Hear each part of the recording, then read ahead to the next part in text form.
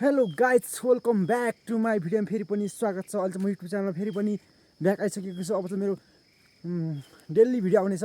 राम्रो या नराम्रो भए पनि लाइक कमेन्ट सेयर चाहिँ गर्न नभुल्नु होला। र आज चाहिँ मेरो आज कोदो रोप्ने काम छ मेरो गाइज होइन। म मम्मी अनि मेरो हजुरआमा हुनुहुन्छ।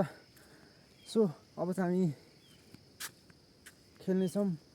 र गाइज म अहिले भलिबल ग्राउन्डमा आइपुगेको छु। यो चाहिँ हाम्रो भलिबल ग्राउन्ड थियो पहिलाको होइन गाइज। अहिले त यहाँ खेल्दैन। अनि पछिल्लो समय तल नि एकदम यो खार्ने भनेको थियो गाइज होइन, तर खार्न सकेको छैन। त्यही भएर पनि अब यहाँ चाहिँ स्थापित भएको छ र मान्छे पनि छैन भलिबल खेल्नको लागि गाइज होइन। त्यही भएर पनि त्यसलाई नबनाएको गाइज होइन। अनि सो आज चाहिँ यस्तै छु गाइज होइन, रमाइलो छु। जिन्दगी कसरी यस्तै छैन कस्तो भनौँ। ठिक छ, अब म चाहिँ मकै बारीमा कोदो रोप्नुपर्छ आज चाहिँ हल्का थोरै।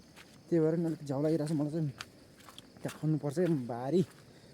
त्यही भएर नि गाइज गाउँमा बसेपछि यस्तै होइन, गाउँमा बस्नु पर्ने हुन्छ कहिले काहीँ समटाइम, कहिले कहाँ हुनुपर्छ।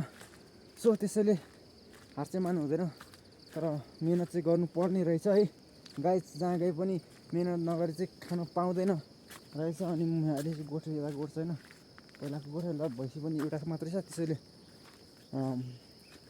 गोठ ल्याउँदैन होइन। अनि त्यही गाइज। अनि फाइनल्ली म चाहिँ यस्तै छु। अब जति नै हार भए पनि, सङ्घर्ष गर्दा हार भए पनि हामी त्यस्तो डिप्रेसनमा जानेवाला चाहिँ छैन। म लगायत मेरो साथी दुईजना हुनुहुन्छ होइन, उसले पनि सङ्घर्ष त गरेकै थियो म सँगै, तर ऊ पनि ब्याक टु ब्याक खतम होइन।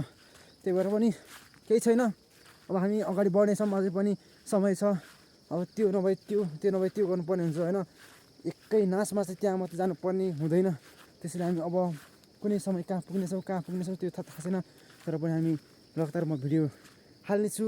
तपाईँहरूले पनि लाइक कमेन्ट सेयर सब्सक्राइब गर्न चाहिँ नभुल्नु होला। Thank you watching the video.